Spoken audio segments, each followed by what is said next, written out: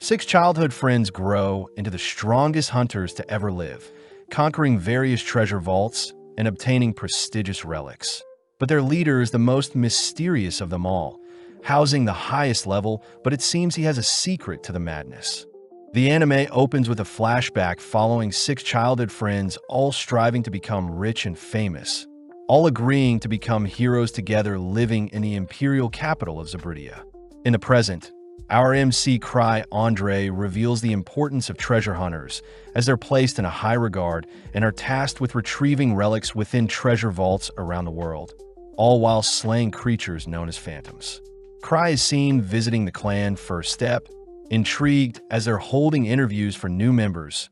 Plus, clans are unique since they're meant to be a collection of parties. Cry admits that he had failed in the past to get strong, but as Cry lines up to enter the building, he is suddenly greeted by Ruda Runbeck, a level 3 hunter. Runda says Cry seems the most approachable out of everyone in line.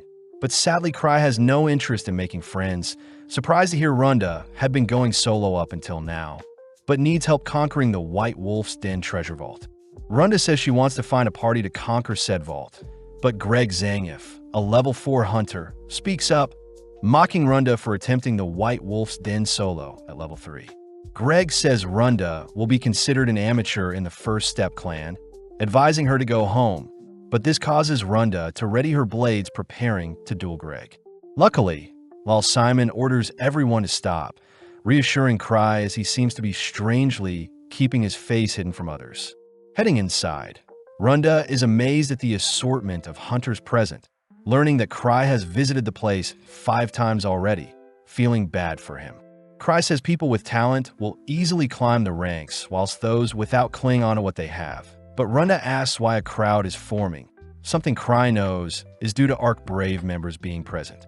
Apparently, Arc Brave is the strongest party present, and they even managed to complete a level 7 vault with only 6 members. Arc Rodan is the leader, housing a hunter level of 7. But rumor has it that no one has ever been recruited by them at these events. Runda wonders why there is a table vacant, prompting Greg to appear again, scolding Runda for not knowing that the table belongs to the party that first founded First Step, the Grievers. The Grievers were a bunch of kids that came to the capital and shocked the world with their skills, ultimately forming the Grieving Souls Party, and is coincidentally a party composed of Cry's childhood friends. Greg suspects that the Grievers are recruiting people, hence the big event. But out of nowhere, Gilbert Bush demands to meet the Grievers, crying that his level 4 status should grant him a spot in the party. Stepping up, Tino Shade, a level 4 hunter, prepares to silence Gilbert, but Lyle tries calming Tino down. Tino says her mentor would have done the same, but Lyle says the Vice Master will get angry if something happens at the event. Sadly, the crowd encourages the brawl, making room as Gilbert draws his sword, all whilst Tino begins bouncing in place. Cry orders Runda to leave the building as it's about to get messy. But as Tino draws her blade ready to clash with Gilbert, she suddenly detects someone familiar nearby. Having noticed Cry in the crowd, Tino completely ignores the duel, allowing Gilbert to attack the air, all whilst Tino rushes towards Cry, frightening and uncovering his identity as the leader of the Grievers. Apparently, the Grievers are a 6-man army with Cry being their leader, the strongest out of the bunch.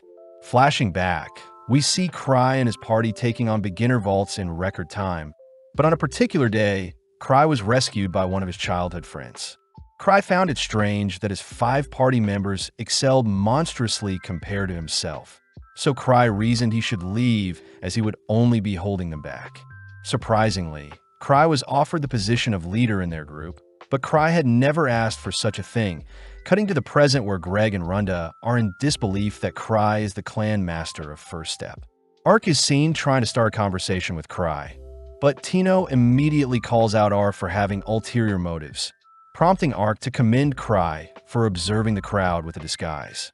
Cry tries telling everyone that he simply overslept and tried sneaking into the event afterwards, but Ark seems to be giving Cry more credit than he deserves, something Cry had experienced his entire life.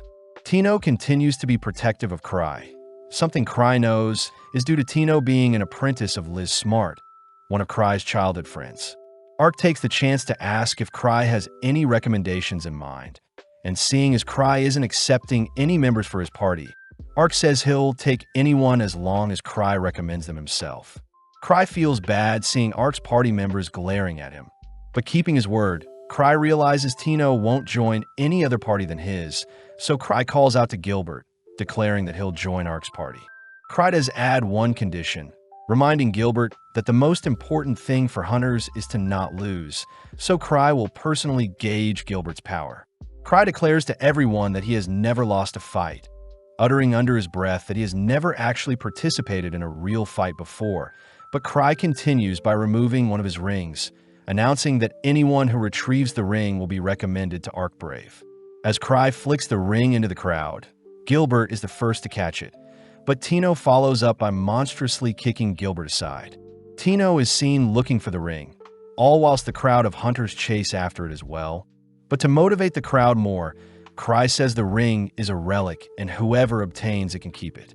With the crowd distracted, Cry makes his leave, but as we cut to the next day, Cry is seen at the First Steps clan house. Eva Renfi, the vice clan master, reports that the building of the meetup yesterday is in ruin thanks to Cry's appearance. So the Explorers Association wants to speak with Cry. Cry says that since Ark is quite easygoing, they'll have Ark pay for the damages plus Ark can speak with the Explorer Association. Eva feels bad since Cry is pushing all the responsibilities onto Ark, but Cry says branch manager Ark is a scary person. Plus Cry can't go outside seeing as his disguised relic, reversible face, have been broken and he doesn't want to be attacked. Eva questions if Cry gets attacked often, finally convincing Cry to visit Gark. But funnily enough, Cry deeply apologizes for the damages at the event, reassuring Gark Welter, the Explorers Association's branch manager, that no one was hurt. Seeing Cry so sorry, Kanan hands Cry a book filled with jobs no hunters want, jobs known as chores. Not wanting the hassle, Cry gets serious, agreeing to take on a chore to make up for the commotion he caused. Cry searches for a chore he can pass on to Ark, only to stumble onto a level 3 rescue mission. As Cry leaves, Gark is impressed Cry picked out the most dangerous job out of the bunch, cutting over to Cry, who is horrified to hear that Ark is busy at the moment. Tino takes the chance to show off the ring she managed to retrieve at the event, but seeing as it's the perfect opportunity, Cry asks if Tino would join him for a chore.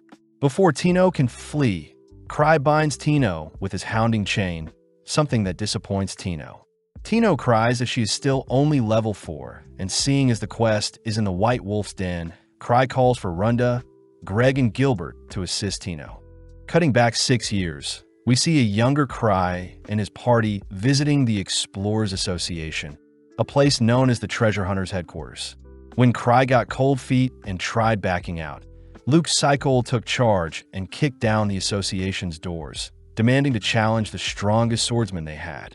Liz Smart also introduced herself as the greatest thief in the world, asking where they could all register as treasure hunters. But Cry began to feel sick at how fast things were moving. When Cry went to register his party, he was asked to assign a name and a crest to his party, and seeing as this is the perfect chance to deter his members from continuing on as heroes, Cry chose Grieving Souls with a skull as their crest. Immediately, the others were against such a name and crest, but upon hearing Cry suggest he step down as leader, the others agreed to accept Cry's decision to prevent him from leaving. In the present, Cry had visited Runda, Greg, and Gilbert, all still speechless to see that Cry is the level 8 hunter with the title of Thousand Tricks. Apparently, hunters that obtain a title are highly regarded, but Gilbert refuses to accept such a wimpy man like Cry to be the capital's strongest.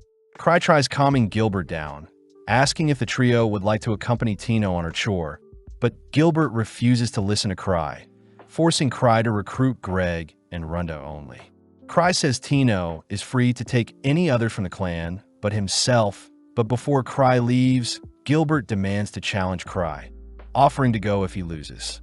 With Cry getting serious, he says that since Tino is the leader, she'll be the one to make Gilbert submit. With the challengers getting ready, we see Tino showing off her flexibility to Cry, but Gilbert is more fixated on defeating Tino, so he can duel Cry. Tino reminds Gilbert that Cry is level 8 compared to a fly like Gilbert, who is level 4, But to make things fair, Tino says she won't be using any of her weapons. Cry says that although Tino and Gilbert are both level 4, Tino should be slightly stronger since she has battle experience. But Gilbert's Purgatorial Sword relic could be an issue. Surprisingly, Gilbert tosses aside his sword to match Tino, but before the duel starts, Tino demands to get ice cream with Cry if she wins. With Cry agreeing, Tino starts the duel by lunging towards Gilbert, missing a strike to his head only to launch him aside with a spinning kick.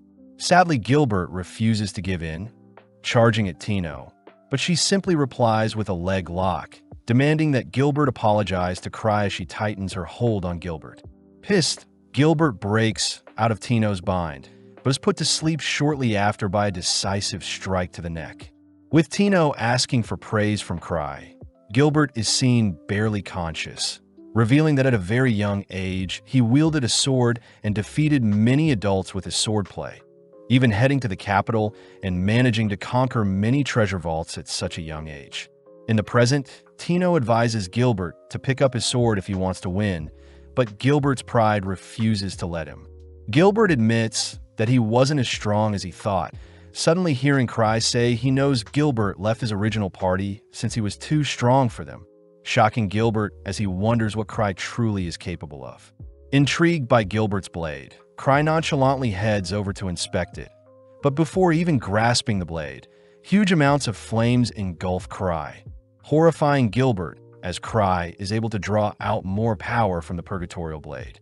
In this world, mana material is said to be the core substance, and treasure vaults are phenomenons when mana is condensed along with ley lines. Till this day, there are things to be discovered, and the White Wolf's Den is a treasure vault with many mysteries, a site originally inhabited by silver moon wolves. It wasn't until the wolves were hunted for their fur that the location became a vault and wolf phantoms started appearing, the primary reason why Cry refuses to take on the chore. Seeing Eva worried, Cry says Tino's 4-man party can easily take on the job, but Eva is more curious about the spectacle that happened with Gilbert's sword. Cry cryptically says it was a simple trick even Gilbert could have pulled off, but Cry gets distracted admiring his relic rings and Gilbert's relic sword, annoying Eva as she reminds Cry that he can't be buying whatever relics he pleases. Cry reveals that his party members equally split any profit, feeling bad since he gets paid even though he doesn't do any work, but seeing as his relics are dead, Cry heads over to get them charged. Sitting down with some party members, Cry has his gear charged, only to hear reports of wayward phantoms appearing northwards, destroying an entire caravan. Apparently, even level 3 guards couldn't stop the phantom, and now the Knights of the Third Order are dead set on exterminating the threat, especially since it looked like a wolf and was near the White Wolf's Den. The gang suspect the den must have created such a creature, freaking Cry out when he hears that Rudolph Devount, a level 5 party, went missing in the den checking the job again. Cry realizes it was a rescue mission for Rudolph and his 5 other level 5 hunters, but as Cry tells the others that he sent Tino to retrieve the missing party, the duo fear Tino won't make it back. Cry chooses to excuse himself, wondering if Gilbert charged his sword before heading out, but at the same time, we see Tino and her party deep in a forest. Tino reminds the gang that such a mission won't be easy, hence why they were asked to write their wills, but Greg fears that their 4-man party is too random to take on any extraordinary quests. Tino corrects Greg, declaring that Cry is far more calculating than anyone they've met, inspiring the gang to continue forward as they have full faith in Cry's decision to give them the job.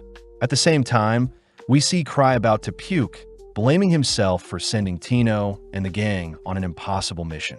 Seeing as he has to right his wrong, Cry heads over to open a secret passage near a bookshelf, reasoning he should stop the gang and hand over the job to someone else more qualified. At night, we see the gang making good progress through the woods, but suddenly a phantom attacks them. Greg is mortified to see the creature equipped with armor and a sword, but Tino cries that they must overcome such a creature. Back with Cry, we see him sifting through his assortments of relics, stashing up on items he may need, but before he can head out, Eva asks what he is doing. Eva is happy to see Cry is worried about Tino and the others, but spots Cry wearing a citry slime, an item that violates Imperial law. Just like that, Cry heads onto his balcony, activating his Night Hiker relic only to rocket towards the gang. Flashing back, we see Cry's newly formed Grieving Souls party reporting on their first week of vault hunting, all amazed that they encountered a level 4 Cyclops in a level 1 vault. Overhearing their conversation, a drunk adventurer accuses the kids of lying, but the man is shocked to see the gang have brought back the monster's head. Working together, Tino and her party manage to slay the phantom before them, but they're confused as to why such a creature appeared near a level 3 vault. Tino asks why Gilbert didn't use any flame magic, but Gilbert admits that his blade is out of mana, making Runda suggest they retreat for now. Tino stands strong, declaring that they'll continue on no matter what. Plus, they must hurry since the people they need to rescue might still be alive, egging the others to follow after Tino. With the gang making it to the entrance of the vault, they notice multiple wolf monsters decked out in bows and guns, and it seems their larger bodies are forcing them to remain outside and stand guard. Gilbert suggests that he rush head-on into the swarm and get rid of their weapons, but Tino calls Gilbert a fool, declaring that it's her duty to ensure everyone makes it back alive. Tino says herself and Runda will use their speed to draw the monsters towards them, and only then will Greg and Gilbert attack them, rendering their long-ranged weapons useless. At the same time, we see Cry soaring through the air to reach Tino as fast as he can, all whilst the gang begin making their way into the vault, slowly carving through the wolves they face. Tino is impressed by the others' abilities, glad to see they all have a sense of teamwork as Gilbert and Greg are relatively strong and have experience fighting. Runda, on the other hand, understand how she can distract and locate enemies, allowing Tino to deal any finishing blows, a party Tino wholeheartedly believes Cry had designed intentionally. As Gilbert clashes blades with the enemy, he is reminded of the moment he left his team, feeling a little bad since he outgrew them quite quickly. With Gilbert a little distracted, Greg charges the wolf Gilbert is dueling, allowing Gilbert to execute the monster. Moving deeper into the vault, Tino begins inspecting the surroundings, only to report a strong presence nearby that belongs to the boss. Seeing Greg a little panicked, Tino orders Greg to stand his guard and grow from facing strong monsters, something Greg admits he isn't used to, as he tends to flee from jobs when the obstacle in front of him is too great. Greg says he has seen many friends pass during his time as an adventurer, something Tino sympathizes with, but Tino reminds the others that Cry intentionally put them together.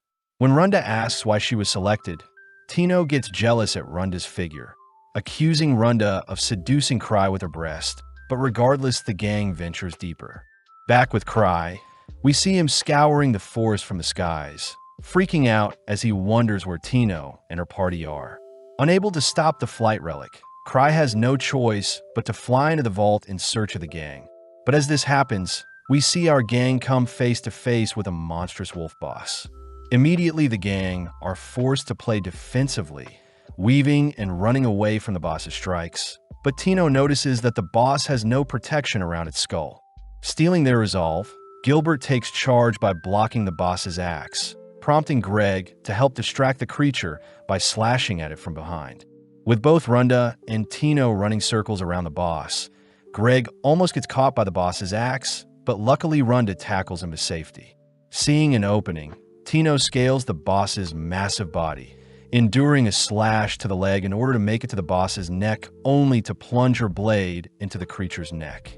With a lethal blow dealt, the gang watches as the boss disintegrates, all celebrating as Tino patches up her leg wound. Seeing as Greg lost his blade during the boss fight, Tino hands Greg her own blade. But before they can make plans to search for the lost hunters, a sudden projectile is tossed towards Tino's heart, something she barely manages to dodge.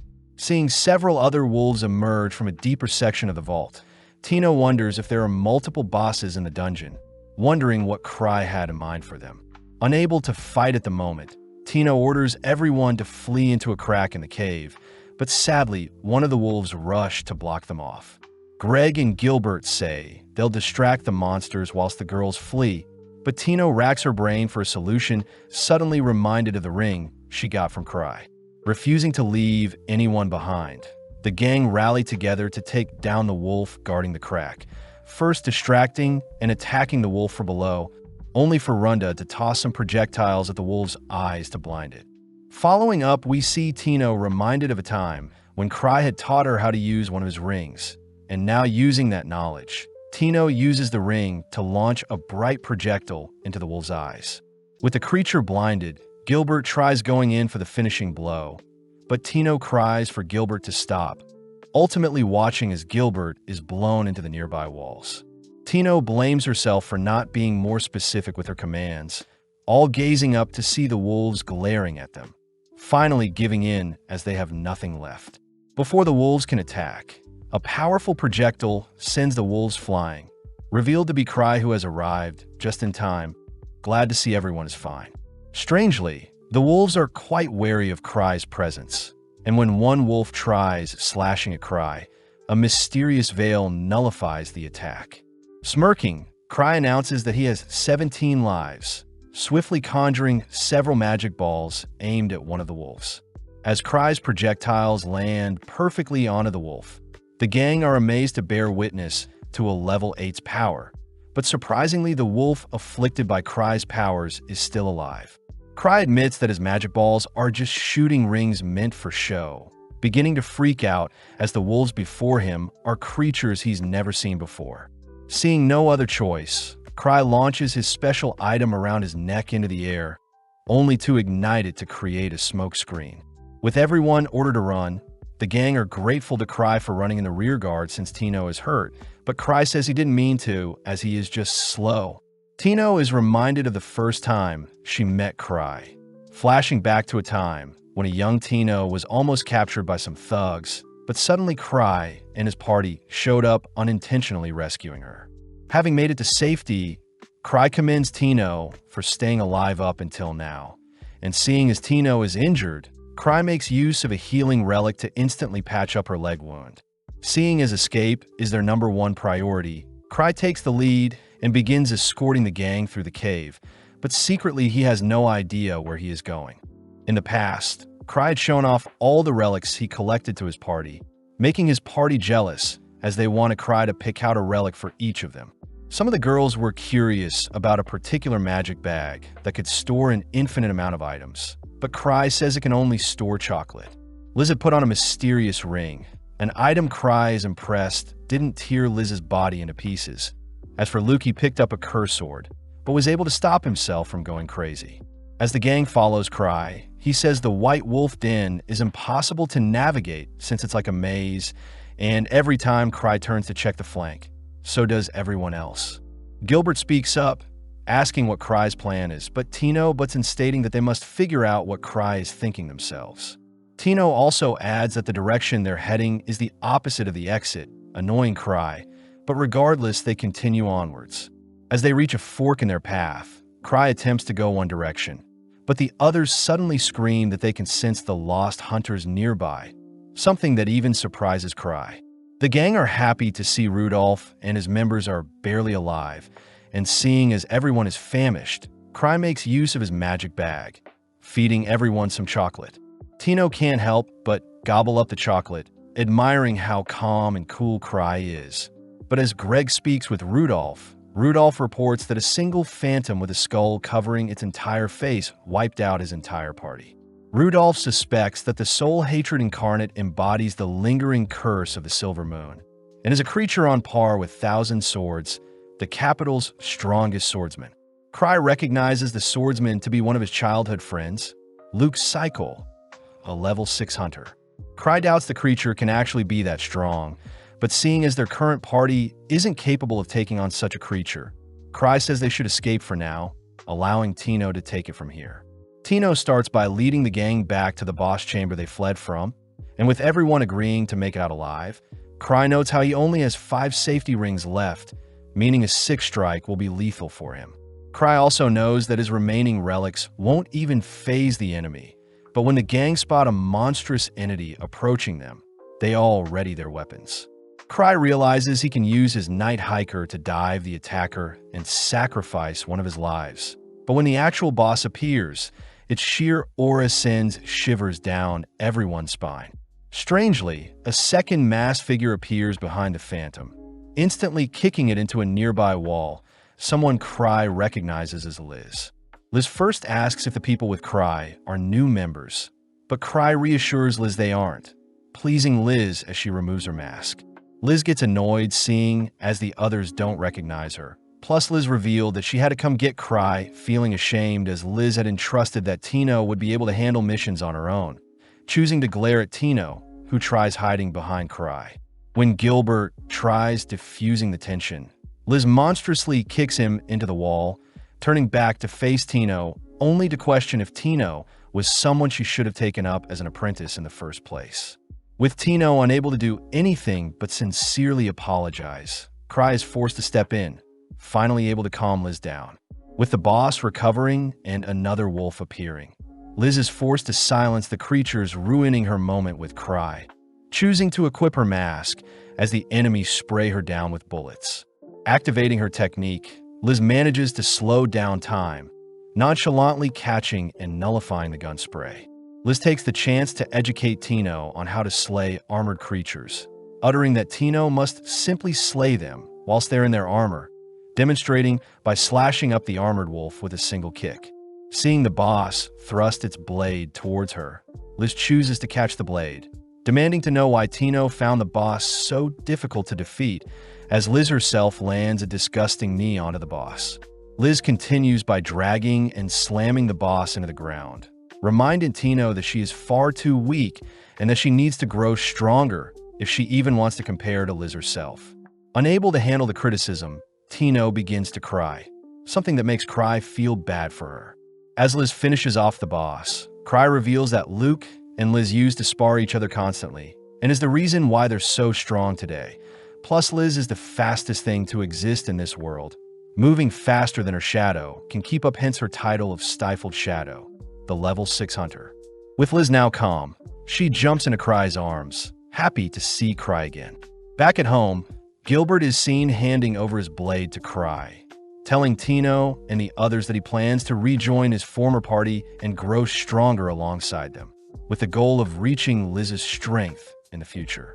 In the past, Cry had accidentally placed orders for masks without eye holes, but his party had believed Cry had intentionally left out the eye holes to make them stronger.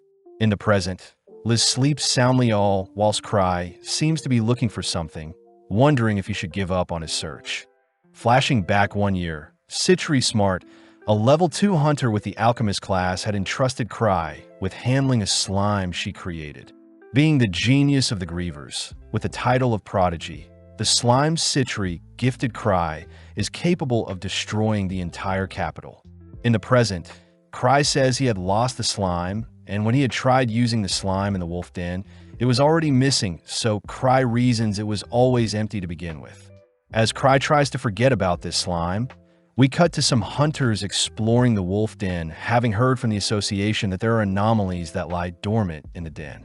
Unable to sleep all night, Cry drags himself throughout the building, only to run into Eva, who wants Cry to make a report on the wolf's den, seeing as Tino is training with Liz. Cry asks if Eva can check if a possible slime may be wreaking havoc in the capital, but first Cry heads to check out Tino's training.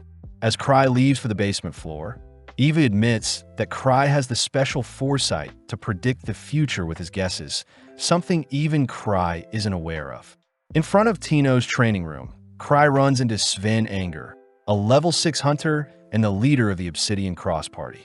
Sven asks Cry to convince Liz to give them the training room, but Cry apologizes since Liz came home earlier than expected, having gotten bored of disarming traps in Night Palace, a level 8 vault, and simply returned home. Sven cries that Tino will be slain if Cry doesn't intervene, but although Cry is skeptical, he enters the training room only to see Tino completely knocked out. Liz seems to be pissed that Tino is not trying harder, preparing to end Tino with a lethal kick, but Cry suddenly orders Liz to stop. Liz says she is simply drawing out Tino's true strength, annoyed seeing Tino not trying whatsoever. But Cry reasons Liz should give Tino a break, something that ultimately convinces Liz to cease her training. Strangely, Cry's voice awakens Tino, prompting her to get back up, freaking Cry out when he sees Tino has the Griever's mask on. Unable to stop the girls, Cry heads back outside to apologize to Sven since he won't get to use the room. But Sven says he understands Tino's yearn to get stronger. In the meantime, Sven tells Cry about the phantom sightings up north. The same story Cry heard regarding the Knight's Order getting crushed.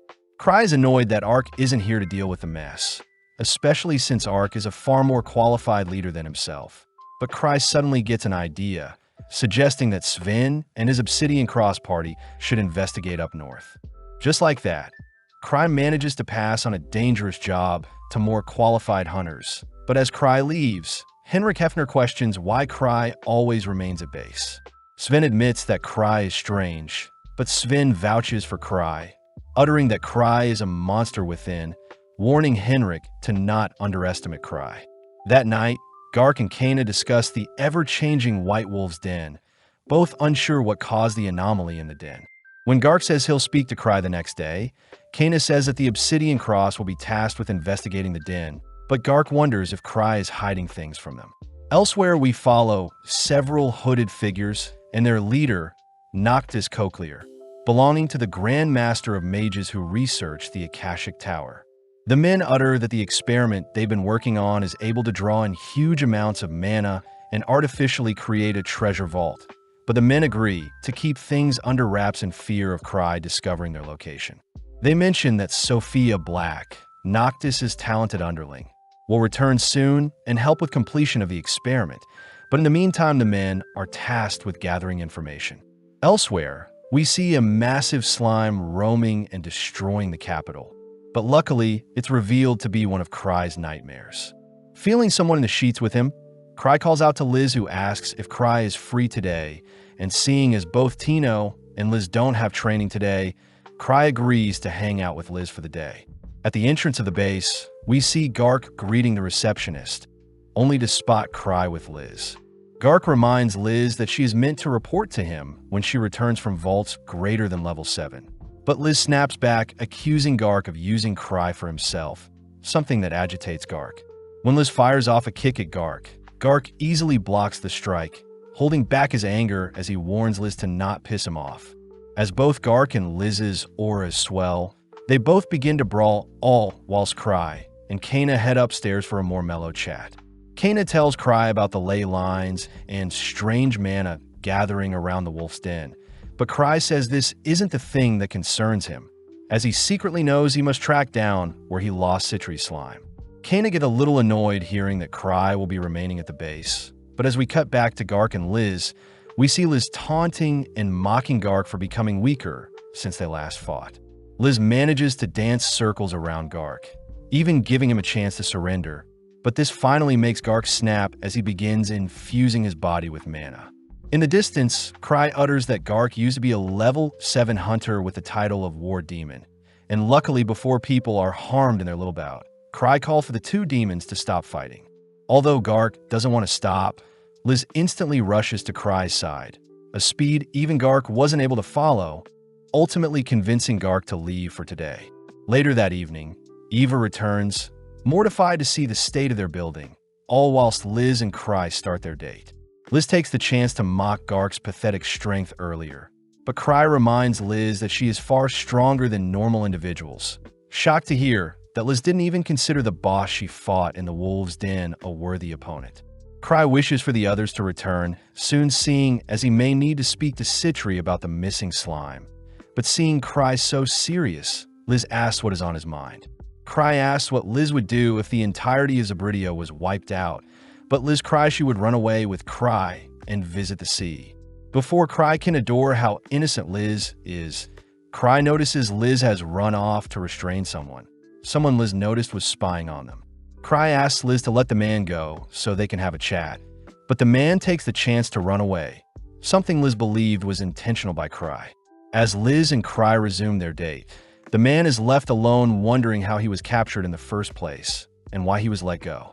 Cutting to Sven and his party, we see that Gark has entrusted them with the investigation into the White Wolf's den, something that annoyed Sven as he wonders what Cry is scheming.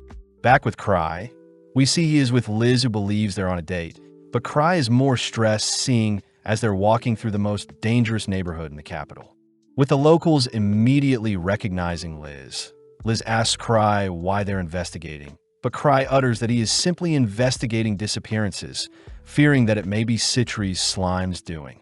Cry also mentions how there's a new ice cream shop that opened nearby, exciting Liz as she chooses to enjoy her time with Cry, but off in the distance, we see the man spying on them prior freaking out.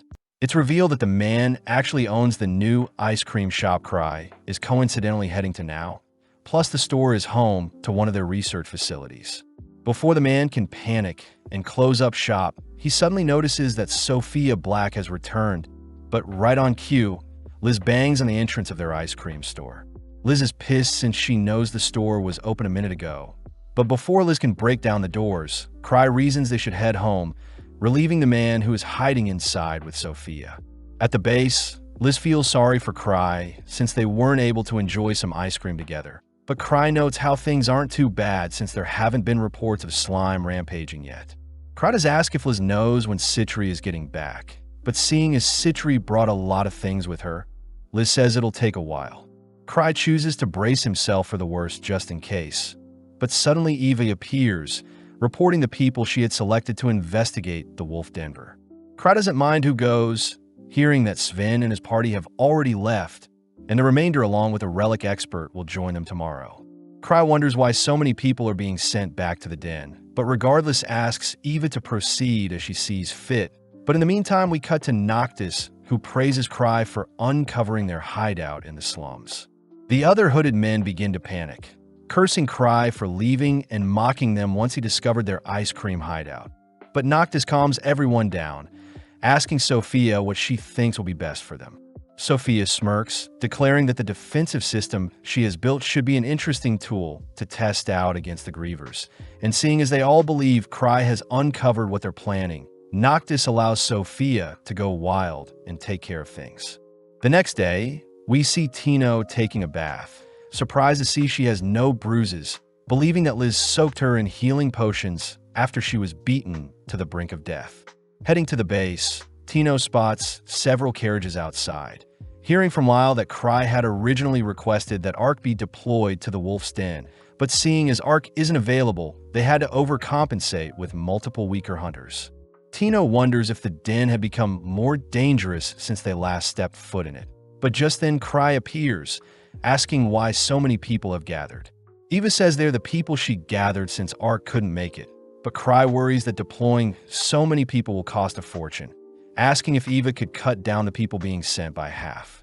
Hearing this, the crowd begins to despair seeing as Cry is sending them to their deaths. But Cry reassures everyone that a measly level 3 vault is nothing. Seeing the crowd even more panicked than ever, Cry hears that Gark has pulled together additional funding to pay the hunters, but Cry wonders if the Citri slime could be in the Wolf's Den. Cry chooses to allow the hunters to be deployed as normal, but his change of attitude freaks out the crowd, and to make things worse, Liz appears declaring that she wouldn't have taken half of the hunters gathered here, seeing how pathetic they all are.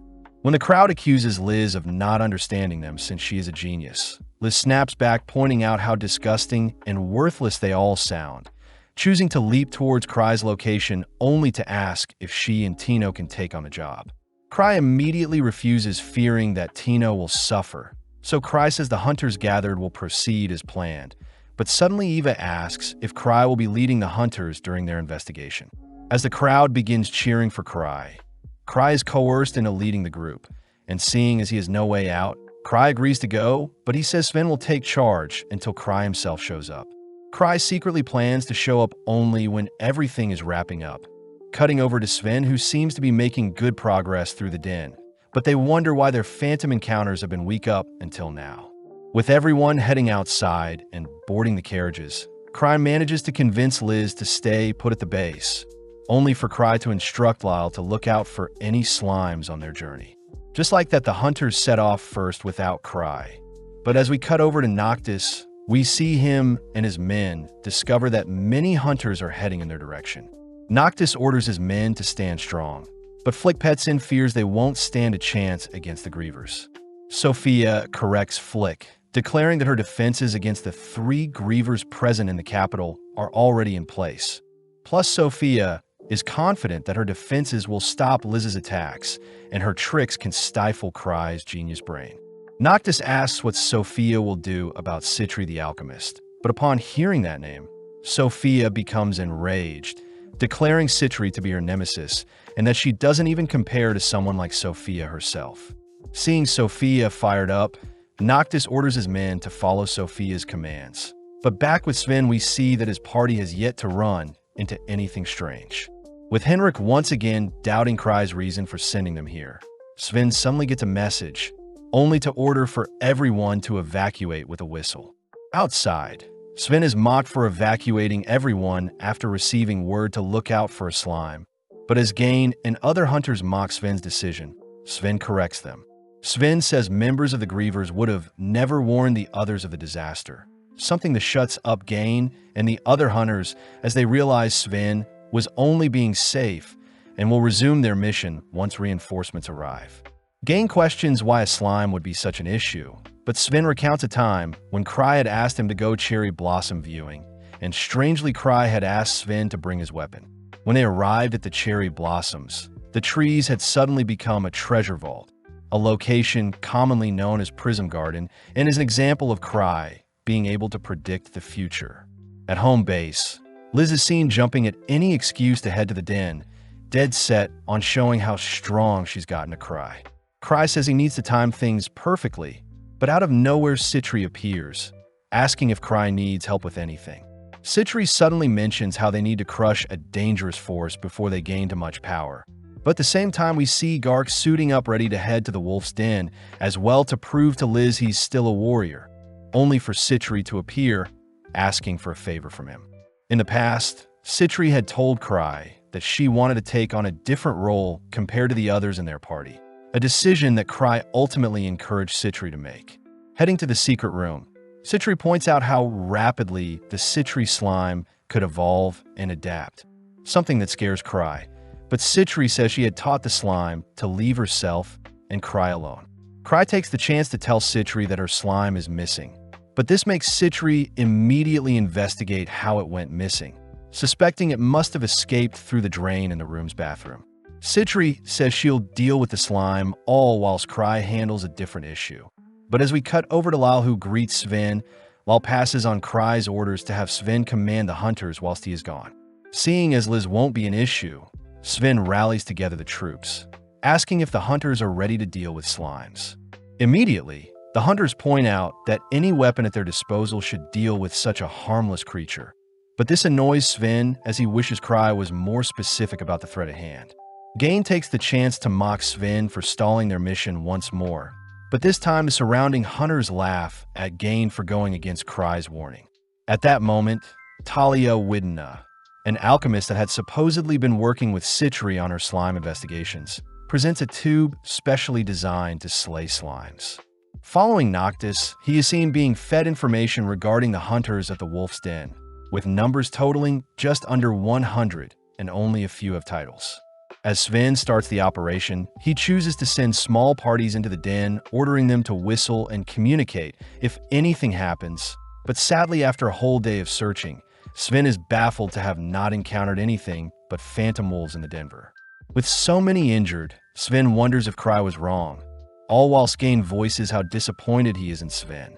Luckily, Sven stays resilient, wanting to see the mission till the very end. But as night falls, we see Gain heading into the woods to take a leak. Whilst Gain is berating how spineless Sven is, he suddenly hears a strange noise nearby, choosing to investigate it before sounding his whistle. In the distance, Gain notices two hooded figures standing before a monstrous wolf, listening in as Hose and Tage discuss plans to further inject the creature with a strange substance.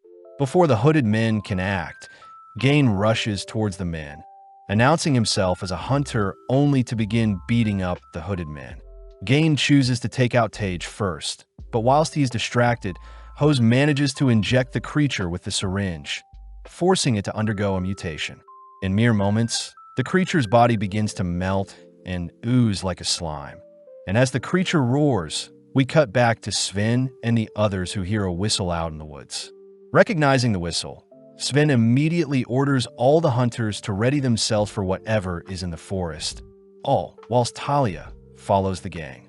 With Sven counting his troops, he hears that Gain was last seen in the forest, but luckily Gain appears to have lost an arm but had managed to escape. Not too soon after, a disgusting ooze-like slime emerges from the forest clearing, prompting Sven to fire an arrow at the creature, but it doesn't faze the creature. As the creature worms its way towards the hunters, they try their best to barrage the creature with various magic spells, all whilst Henrik begins healing Gain. Gain reports that strange men in hoods injected a phantom to create the slime, and seeing as Sven's attacks, nor any physical or magical spells are working on the monster, Sven orders for the hunters to evade and box in the slime. Seeing the creature devouring several hunters, Sven asks Talia to hand over the slime slaying vial, only to begin leading the slime away from the others. Seeing the slime bounce after him, Sven uses the opening to sneak the vial onto the creature's landing point, only to watch the vial blow up within the slime. Sadly, such a small explosion doesn't faze the creature as it tanks the explosion only to continue its march towards the hunters. With Sven out of ideas, he racks his brain for a solution, only to be surprised to see that Citri has arrived, uttering that the slime before them nullifies magic. Citri says that Cry had allowed her to take charge of the mission, revealing that the slime before them is encased in a force field that negates all attacks. And seeing as the creature is melting, Citri suspects it's trying to replenish its mana, hence why it targets beings with the most absorbed mana like herself. Citri feels sorry for the Phantom as it had to take part in a failed experiment, and seeing as she should put the creature out of its misery, Citri tosses a piece of anti-metal at the creature, ordering Sven to shoot the metal. In an instant, the metal explodes, wiping out a chunk of the slime, but this is enough to slay the slime for good. Gark appears, revealed to have given Citri a ride, but more importantly, Citri says she knows who is behind this mess. Following Noctis, he is mortified to learn that Citri was able to take down their transmogrified monster, but at the same time Citri tells the others that the Akashic Tower is behind this incident. The hunters are immediately skeptical seeing as Noctis is meant to have been banished from the kingdom, but Citri says she had been hunting down Noctis for a long time, plus the anomalies in the Wolf's Den reinforce her suspicions. At that moment, Talia points out that the enemy must have a base below the den, something Citri agrees with. Citri says they should first interrogate the men Gain attacked, apologizing in advance since she used up all the anti-mana metal she had, but she will still do her best to fill in for Cry. As Citri heads out to make her analysis, Sven warns Hendrik to not be fooled by Citri's good girl act, especially since Citri is a monster just like the other grievers. In the meantime, Liz rides Cry, begging him to go to the den and assist Citri, but sadly Cry forbids it all whilst Tino shyly stands idly by. Back with Flick, he's annoyed that Sophia wants them to send out monsters one at a time, plus she hasn't been communicating with them as planned. Refusing to embarrass themselves in front of Noctis, Flick orders for all of their monsters to be released at once. But as we cut back to Citri, we see her and the others interrogating Hose and Tage. Citri knows that disciples of Noctis would never willingly betray their master, so Citri declares she'll use a special potion to make them speak. Immediately, Adoria, a member of the government, reminds Citri that using such a potion would be like brainwashing someone and that it is illegal.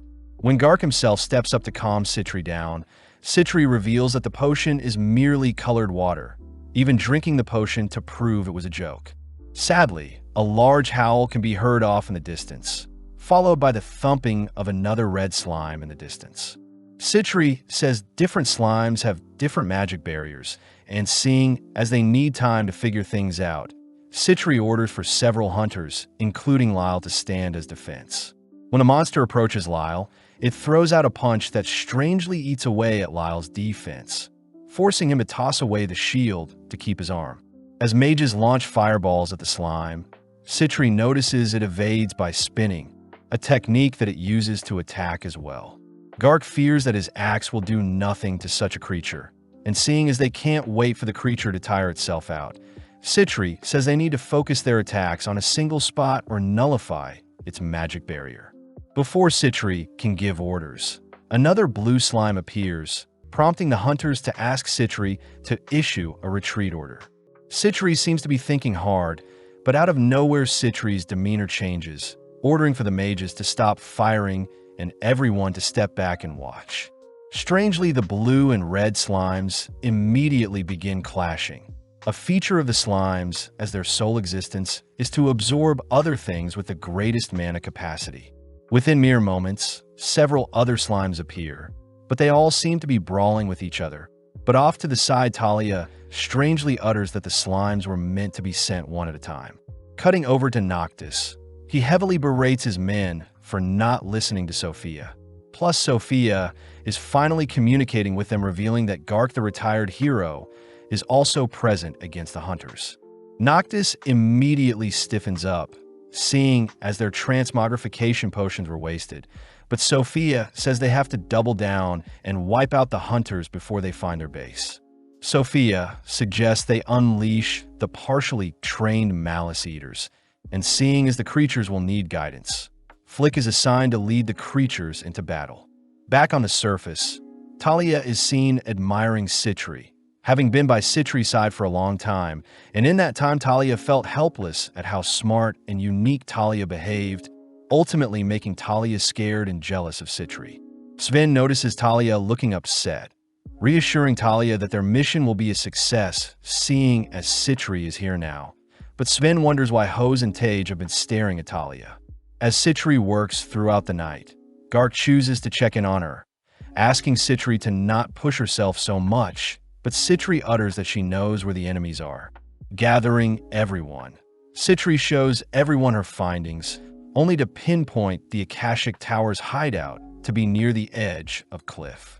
Citri is able to confirm her suspicion when she asks Hose and Tage, reasoning the hunters should head out immediately and attack, whilst Noctis isn't suspecting them. But this only prompts Hose and Tage to cry for Sophia to rescue them.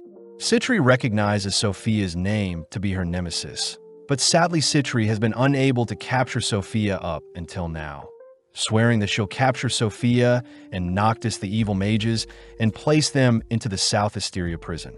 Gark tries bringing up something from Citri's past, but Citri stops Gark before he does, cutting over to Cry, who is finally making his way over to the wolf den. Liz is clearly excited to show off her new powers to Cry, but Cry wonders how he can stall longer, seeing as he doesn't have many safety rings. Since it's quite dark, Tino tries pretending to be scared in order to hold Cry's hand, but immediately Liz forbids it, scolding Tino for even trying such a thing. Unable to see in the dark, Cry is forced to use an owl ring to help him navigate in the dark, all whilst Liz orders Tino to continue standing guard. With Sven, Citri, and several others patrolling the area, Gain apologizes to everyone, seeing as Cry was right all along, something Citri doesn't fault Gain for doing, as Cry is a unique specimen. Citri says Cry may appear as weak as a bunny, but he exhibits the power of a level 10. Sven takes the chance to ask why Citri didn't bring her magic creature kill him with her. But at that moment, a destructive bolt of lightning erupts from the skies, aimed directly at Citri. Revealed to have been Flick riding his Malice Eater, Flick cries that it was the right call to engage the hunters head-on with only one Malice Eater, but when Flick goes to inspect the hunters' corpses, he notices Sven is still alive. Flick cries that he'll single-handedly take down all the hunters, but out of nowhere Citri speaks up, revealing herself to be unharmed. Taking out a water gun, Citri fires a healing potion at Sven, instantly healing all of his wounds and allowing him to rush Flick, only to knock Flick out. Sadly, Sven is no match for the Malice Eater, but Gark appears, teaming the beast only to slay it. Following Noctis, he is annoyed Flick didn't make use of all the Eaters, prompting his men to suggest Noctis flees whilst they stall for him. Noctis refuses, declaring that they still have their trump card of Akasha, plus Sophia still has things up her sleeve, something that inspires the remaining hooded men to fight till the very end. Outside Noctis' headquarters, we see Citri and the others eyeing the entrance, annoyed to see monsters standing guard. Citri asks if Sven can carve open a path for them, but Gark intervenes, declaring he'll help them enter the cave and slay the evil mages. At the same time, we see Cry and the girls have made it to the location where Citri was attacked by Flick's lightning spell, freaking Tino out as such a spell cleared out a fraction of the forest. As Gark charges the creatures guarding the entrance, Sven and several mages assist his entry, all whilst Noctis unveils his trump card. Having sent the embodiment of Akasha itself to face off against Gark and the hunters, we see our hunters slowly losing the fight as other hooded men ride Malice Eaters into battle. But during the battle, we see Flick cutting his way out of his binds. Slowly, the Eaters tear away at the hunters, but right when things seem lost, Liz appears, instantly slaying one of the Eaters. Back with Cry, he is left alone with Tino since Liz ran off without them. But Tino suddenly declares that she has detected 3 entities nearby, revealed to be Flick, who escaped with the other 2 men. Cry mistakes the entities to be simple forest monsters, ordering Tino to leave them alone and proceed with their travels. And seeing as his owl ring wore off, Cry asks Tino to lead the way. With Liz now assisting the hunters, she is easily able to help turn the tides, teasing Citri for losing before she showed up, but Citri can only curse at her big sister for making fun of her. When Liz wraps up slaying the Malice Eaters, she darts towards the Akasha golem, throwing out a kick, but its hard exterior deflects the blow. Liz tries to pummel Akasha with a barrage of blows, but it only knocks the golem back, allowing Gark to follow up with a cleave that freezes a portion of Akasha's body. Strangely, the ice suddenly disappears, all whilst Akasha reacts to block one of Sven's arrows. But when Gark tries slashing at the golem once more, Akasha suddenly vanishes. Having leaped into the air, the gang are reminded of Ansem, and when Liz tries sneaking up for an aerial attack, Akasha detaches one of its arms to reveal a cannon. Firing and scraping Liz is forced to back off for now, all while Citri wonders why Akasha is solely fixated on attacking Liz. Liz is annoyed seeing the golem underestimate her, but when Liz and Gark work together to knock Akasha onto the ground, it shows off some boosters that rocket it onto its feet. Having exhausted herself, Liz declares it's over, prompting Cry and Tino to appear. Liz apologizes since she wasn't able to defeat Akasha before Cry showed up, but out of nowhere the golem locks on a Cry, suddenly flying towards him. With Cry unfazed, the golem takes a swing at Cry, but mysteriously Akasha is flung back, turning off on the impact. Cry apologizes since he couldn't see anything due to his poor vision, but in the morning, Gark reports that the Akashic Tower members were ultimately able to escape, but their research and documents were left behind. Citri is seen thanking Cry for the reinforcements, catching Cry up on what transpired whilst he was gone, all whilst Tino gives Liz a massage. When Cry asks if Citri needs help with anything, Citri says she's fine, only to glare towards Talia's direction. Cutting over to Noctis, he hears from his men that Sophia is undercover amongst First Step, and seeing as they've completely been bested, Noctis declares they'll be leaving Zabridia, all while Sophia seems to be searching for Citri's slime. Following Cry, he is seen being accused of setting everything up and keeping things from the association and government, something even Adoria believes. Cry asks why Gark and Adoria don't just speak with Citri, believing they're still hesitant due to the incident 3 years ago where Citri would have been falsely accused if it weren't for Gark intervening. Adoria reminds everyone that the evidence at the time pointed to Citri, and because of the incident, Citri was demoted and given the title of Deep Black, something that can't be reverted. Gark cries that Citri had no reason to associate herself with the South Asteria's mass prison break 3 years ago. But as we cut back to Noctis, we see he has captured Talia and is demanding that she drop the act. The men gathered all tell Sophia to stop being Talia, but when they see one of the Malice Eaters growling at Talia, they all freak out seeing the real Sophia appear besides Talia. Sophia reveals that she is a complete replication of Talia, choosing to remove her disguise only to reveal herself as Citri Smart, a fact no one knew, not even Noctis. Before the men can attack Citri, Citri says she had always admired Noctis and his research into Akasha, and seeing as she could have never acquired and dedicated the time into researching such things, she had to play the role of apprentice to her master Noctis. Citri admits that Cry did warn her to drop the act soon, believing that Cry had sent all the hunters to the Wolf's Den to help Citri test out Akasha's abilities, but when she saw the hunters overwhelm the golem, she decided to end the experiment, and was the reason why the golem flew back and didn't attack Cry. Citri declares she'll be taking the men in, first heading over to Talia and apologizing to her since she needed Talia to play as the scapegoat, having learned from her past to not stand out. When the men order their Malice Eater to attack Citri, Citri manages to tame the creature, pissing Noctis off as he casts his Kaiser Flame to incinerate the eater. Citri uses the opportunity to unveil her Citri Slime, a creature that could devour anything and grows with the amount of mana it consumes. And seeing as there is no hope of defeating Citri, as is, Noctis chooses to flee, leaving his underlings to stall. Sadly, when Noctis heads for the exit, a strange being pushes him back. A creature Citri reveals to be her own Chimera Killium, a creature created from the leftover parts from Noctis's previous experiments. With Citri donning her Griever's mask, she orders Killium to slay Noctis, only to cut to later that day, where Cry is surprised to hear that the Akashic Tower members have all been captured, but their memories seem to be missing.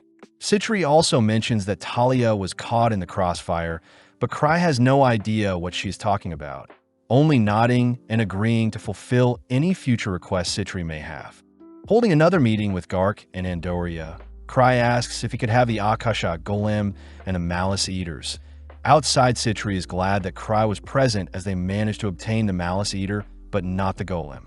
With Citri heading to pick up the Eaters, Gark asks to speak with Cry, reporting that Arnold Hale, a level 7 hunter from Nebula Noob's The Land of Fog, has arrived at the capital. Cry says he doesn't really care who Arnold is, but Gark reminds Cry that Arnold had taken down a lightning dragon in the past, but Cry mentions he also took down a dragon as well. Gark gleefully laughs, apologizing for not knowing only to pat Cry on the back, accidentally destroying one of Cry's safety rings, all whilst asking Cry to not start trouble with Arnold. As Gark leaves, Cry notices a familiar-looking poster, surprised that the annual Zaberdian auction is occurring soon, and is an auction that shows off many rare relics. Cry panics, seeing as he has no funds, plus he can't keep borrowing money from Citri.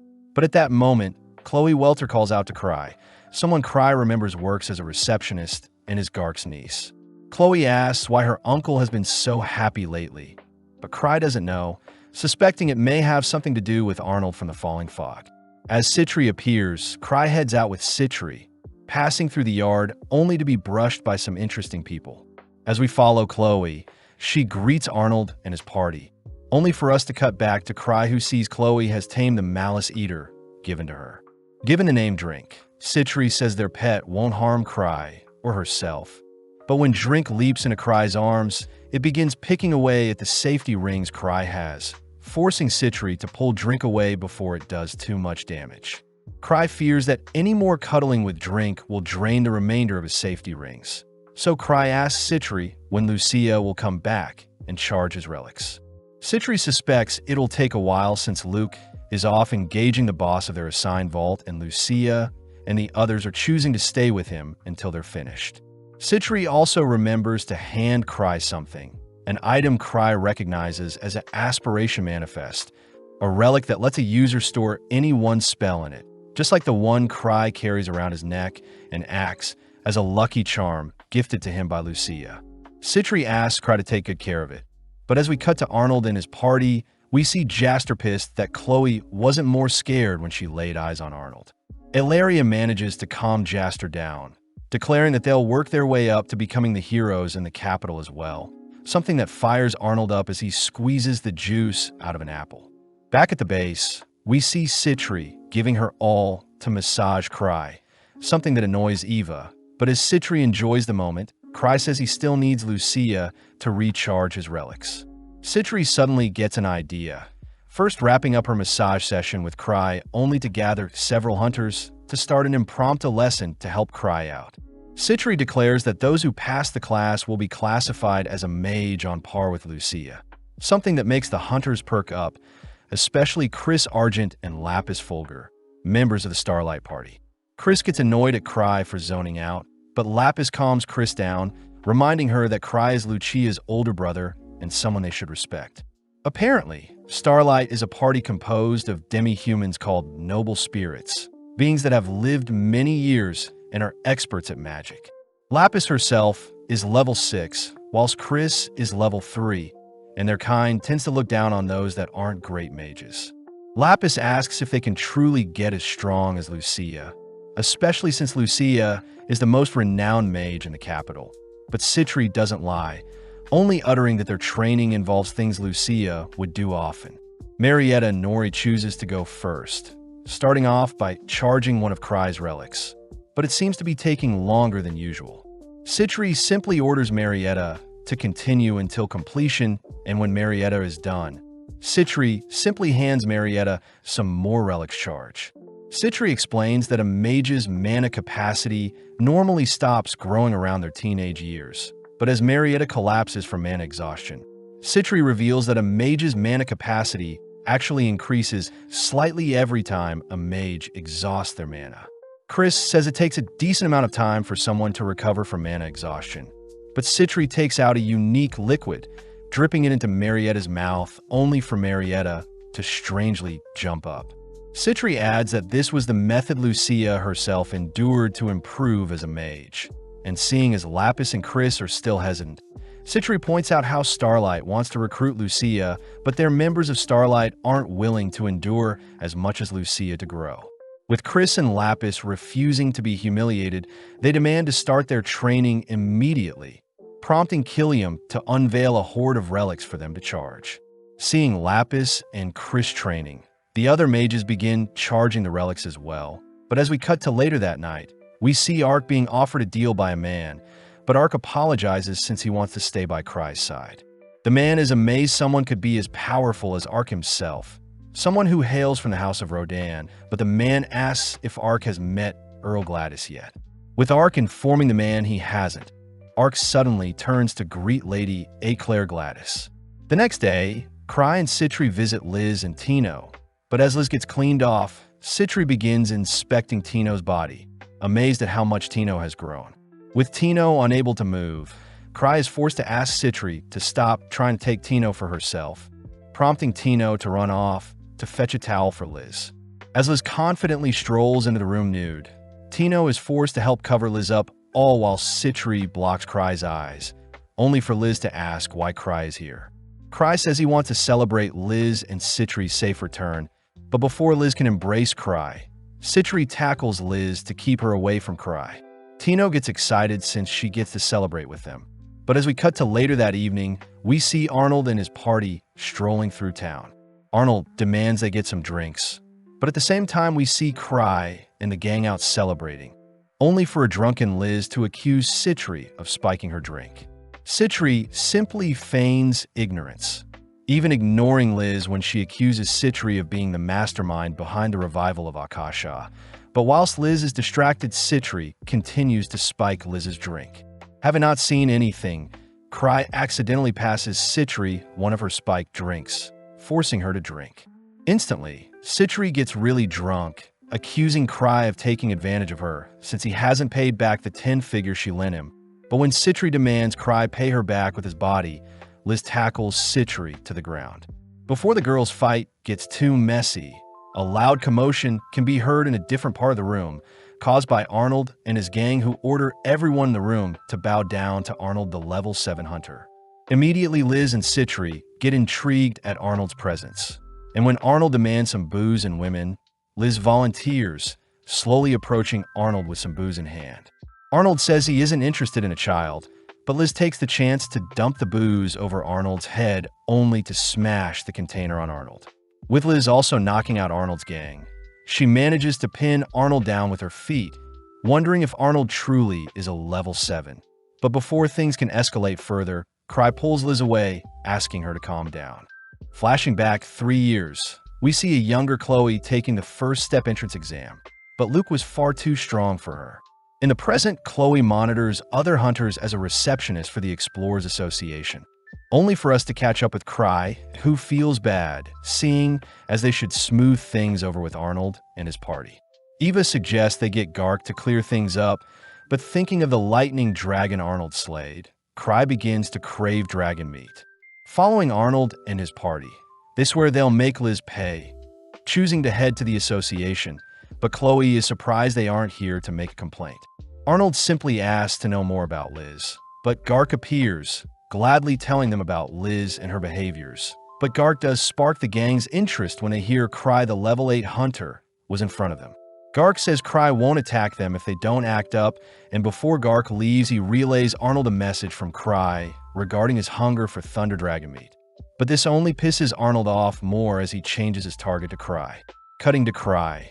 He shocks Eva when she hears Cry owes Citri over $10 billion. But Cry says Citri was reasonable enough to give him options to repay his debt.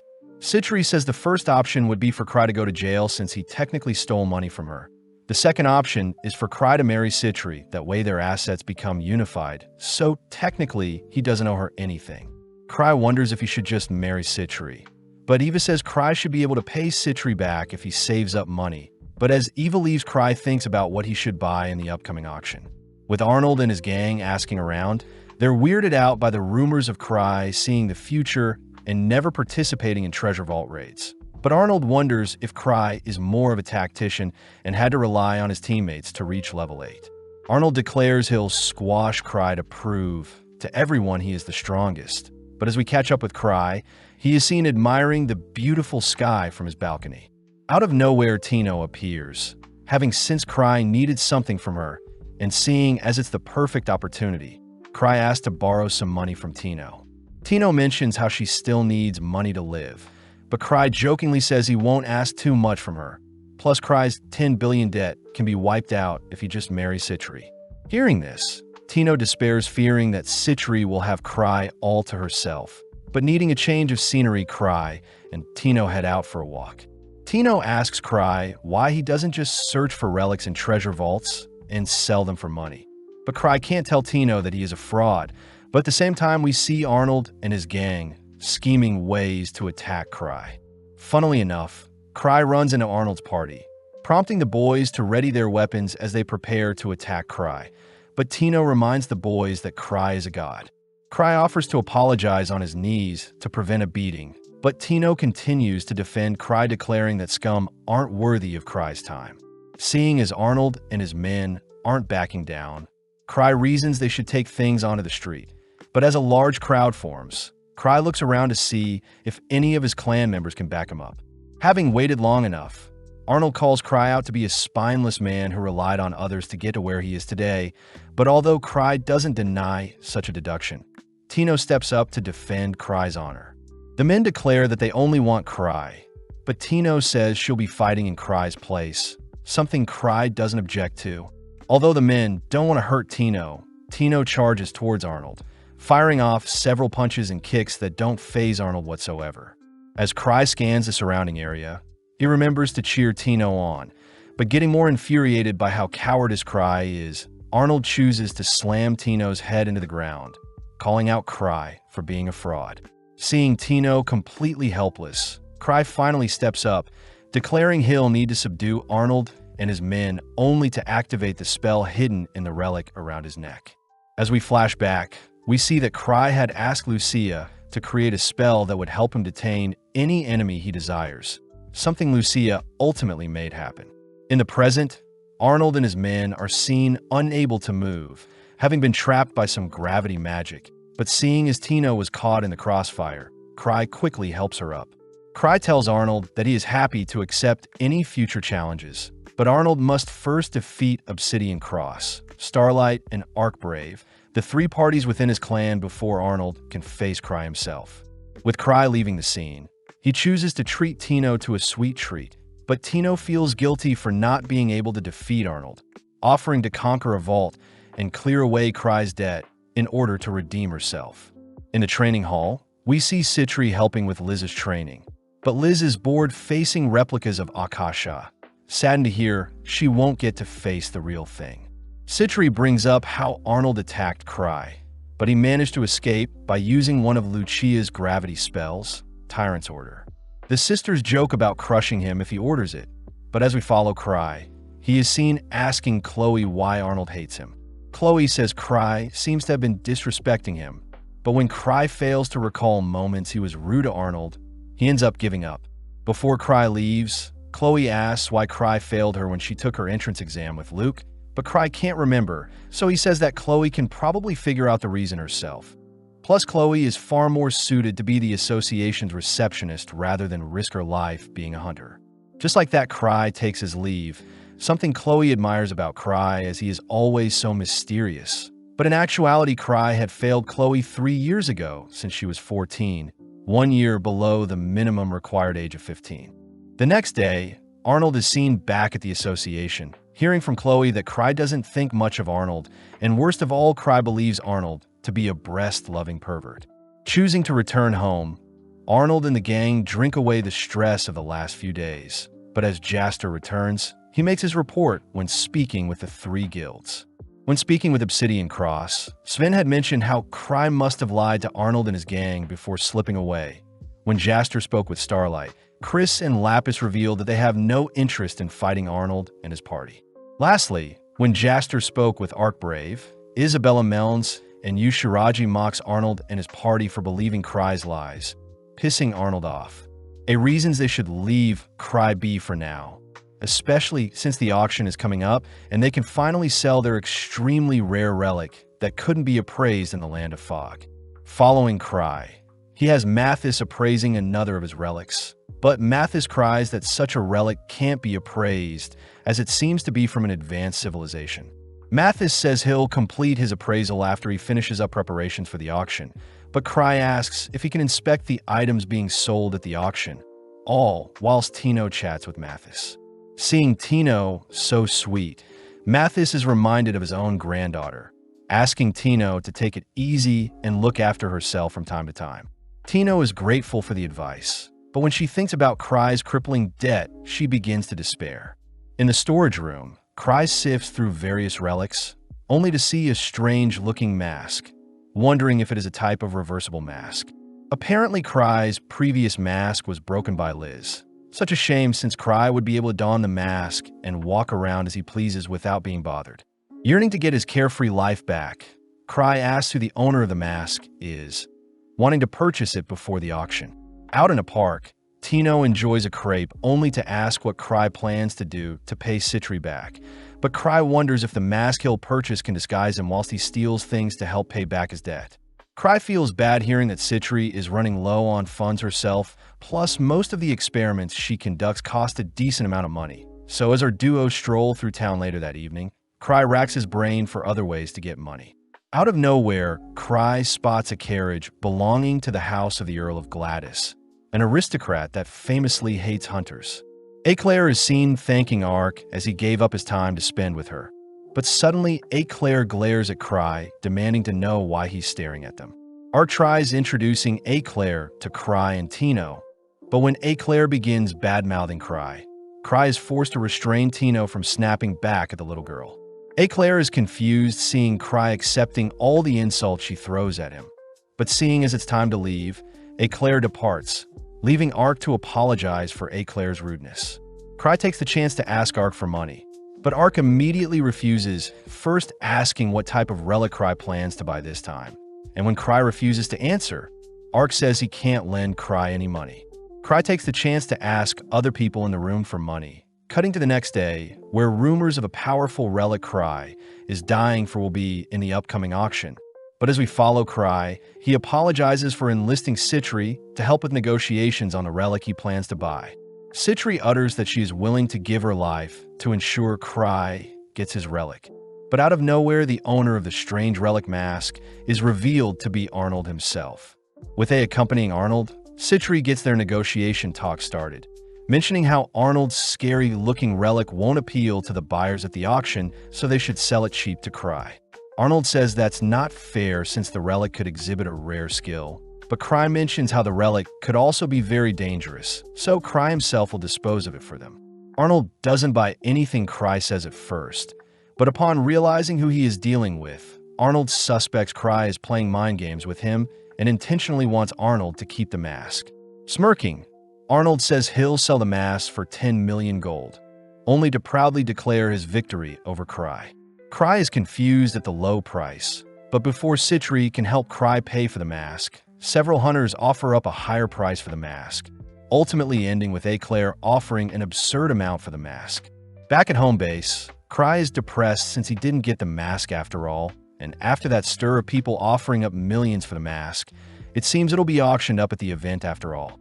Mathis had appraised the mask to be quite dangerous, and thanks to the rumors of Cry searching for an all-powerful relic spread, Cry won't get his mask, plus he needs to continue saving to pay Citri back. At that moment, Citri appears, revealing that she had actually been saving some money for the day Cry and her get married, unveiling a total of 800 million gold. Seeing Citri so infatuated by Cry, Eva reminds Citri that she can't keep enabling Cry's obsession with relics, but as the girls argue, Cry heads onto the balcony to get some fresh air. After some time passes, Citri says they should visit Eclair and see why she wants to buy the mask as well, cutting over to Eclair, who demands to know why Cry is visiting her. Cry mentions how they're here to chat, but Eclair begins to accuse Cry of using unfair tactics to reach level 8. Refusing to believe a nobody like Cry is stronger than Ark. Eclair reveals that she plans to purchase and give Ark the all-powerful relic mask, so he can overthrow Cry. But Cry corrects Eclair, stating that Ark would never want someone else's help to defeat his foe. Citri also speaks up, declaring that they'll willingly put up 200 million against Eclair's bid of 100 million. But Citri says they'll give up if Eclair continues to bid more. At a crossroads, Eclair reports this news to her father Van Gladys, only for Van to ask Montour how much they can pay for the mask. Montour says their family can pull together 1 billion gold in total plus some extra if they need to. And seeing as the House of Gladys refuses to lose, Van instructs Eclair to win the bid no matter what.